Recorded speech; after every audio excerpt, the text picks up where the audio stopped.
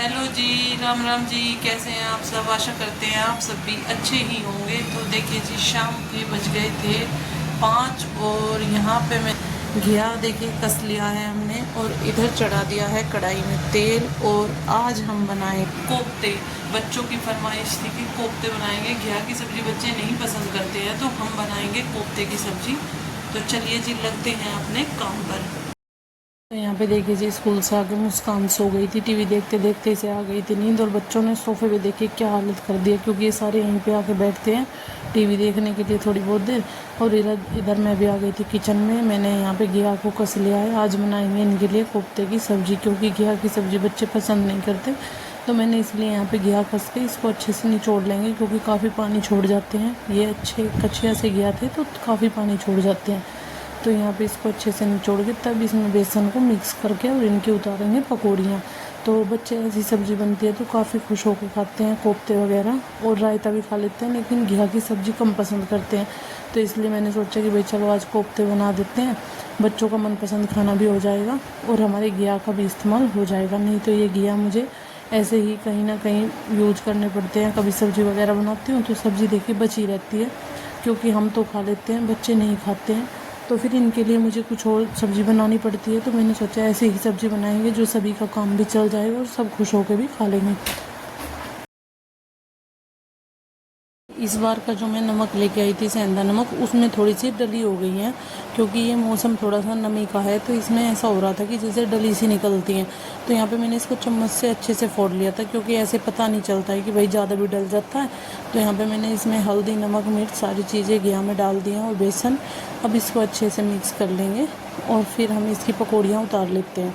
तो देखिए थोड़ा सा पतला सा लग रहा था मुझे अभी भी घिया निचोड़ने के बाद भी। तो इसमें मैंने थोड़ा सा और बेसन डाल के यहाँ पे इसको थोड़ा सा अच्छे से मिक्स कर लेंगे और इसकी छोटी छोटी पकौड़ियाँ उतार लेंगे और फिर हम करेंगे अपनी सब्ज़ी छोंकने की तैयारी। वैसे तो अभी काफ़ी टाइम था, लेकिन मैंने थोड़ी सी कढ़ाई पहले ही रख दी थी, क्योंकि पकौड़ियाँ उतारने में थोड़ा टाइम ज़्यादा लगता है। और ऐसी सब्ज़ी जब बनती है तो बच्चे भी थोड़ा सा जल्दी से ही खाना मांगने लगते हैं, क्योंकि उनकी मनपसंद सब्ज़ी बनती है तो उन्हें भी ये होता है थोड़ा खाना जल्दी बन जाए।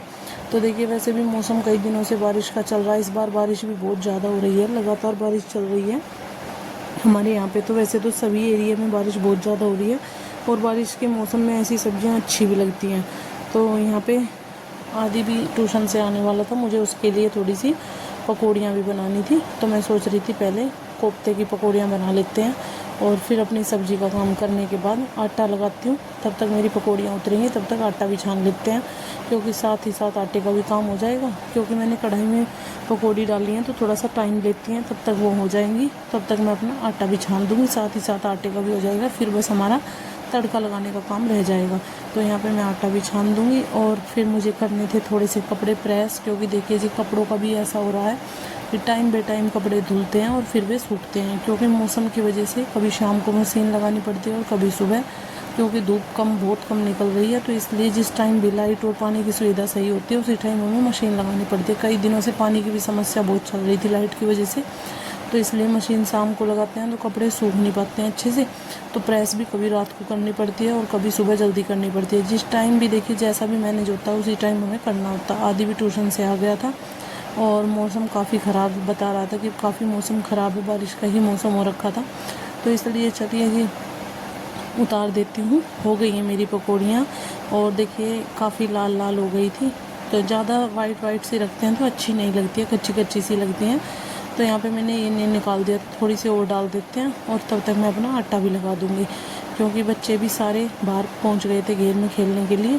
और वो आते हैं तो उन्हें आते ही खाने का ये रहता है कि खाना बन गया, तो शाम के टाइम उनका खाने का ही तैयारी हो जाती है कि भाई फटाफट से खाना डाल दो। अभी तो फ़िलहाल वो यहाँ पे थे नहीं तो सारे बच्चे पकौड़ियाँ लेके चले जाते हैं पहले कि भाई पकौड़ियाँ बन रही हैं।